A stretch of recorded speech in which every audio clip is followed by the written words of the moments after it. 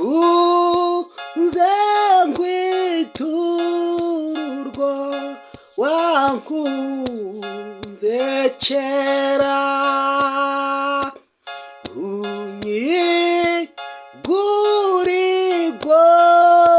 unyigurigorogota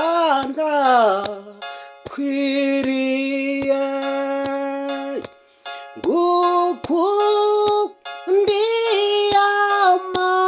amawawanya mbariye mu mutwe ntabwo nigeze ngukunda uko ngukunda ubu ngukundiye amawawanya mbariye mu mutwe ntabwo nigeze ngukunda uko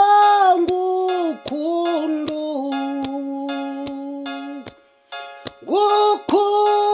ngukundiye amawawanya mbariye mu mutwe ntabwo nigeze ngukunda uko ngukunda